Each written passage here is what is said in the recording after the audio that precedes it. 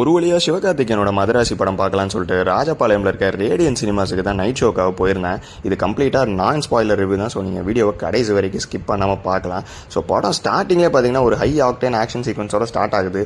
செம்ம நல்ல ஒரு எங்கேஜிங்கான ஆக்ஷன் பிளாக்கோட ஸ்டார்ட் ஆகும்போது சூப்பராக இருக்கே அப்படின்னு நினைக்கும் போது ஃபர்ஸ்ட் ஆஃப் ஃபுல்லாகவே ஒரு நார்மல் கமர்ஷியல் டெம்ப்ளேட்டில் தான் போகுது.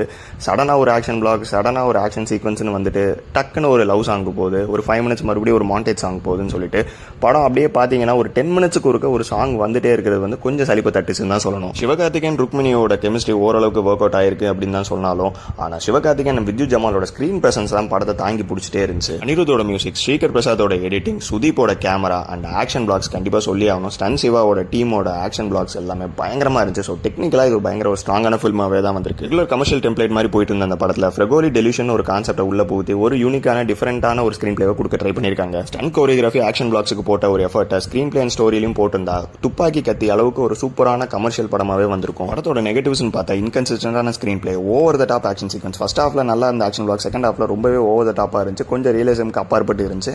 அண்ட் தேர்ட் திங்னு பார்த்தீங்கன்னா படத்தோட ரன் டைம் செகண்ட் ஹாஃப்ல back to back action sequences and climax ஃபைட்னு சொல்லி ரொம்ப ஒரு மாதிரி எக்ஸ்டெண்டாவே போயிட்டு இருந்துச்சு. படத்தை இன்னும் கண்டிப்பாக கட் ஷாட் பண்ணியிருந்தேன், இன்னும் கிறிஸ்பரா அட் த சேம் டைம் இன்னும் சுவாரஸ்யமாகவே இருந்திருக்கும் அப்படின்னு தான் நான் நினைச்சேன். படம் முடியும் போது இந்த படத்தில் வர மாதிரியே ரியாலிட்டியில் நடக்க வாய்ப்பே இல்லையே அப்படின்னு என் மனசுக்குள்ள தோணிட்டு இருக்கும் போது ஆடியன்ஸ்ல ஒருத்தன் கமர்ஷியல் படத்தில் இதுக்கு மேலே என்ன எதிர்பார்க்குற அப்படின்னு சொல்லிட்டு இருந்தான். ஸோ நீங்கள் மதராசி படம் பார்த்துருந்தீங்கன்னா கமெண்ட்ஸில் மறக்காமல் உங்கள் ஃபீட்பேக்கை சொல்லுங்கள். ஆர் நீங்கள் இன்னும் பார்க்கலன்னா டெஃபினட்டாக தேட்டர்ஸில் போய் விசிட் பண்ணி பாருங்கள். ஸோ வீடியோ பிடிச்சிருந்தா லைக் பண்ணுங்கள், ஷேர் பண்ணுங்கள், சப்ஸ்கிரைப் பண்ணுங்கள். See you in the next video. Tada, bye bye.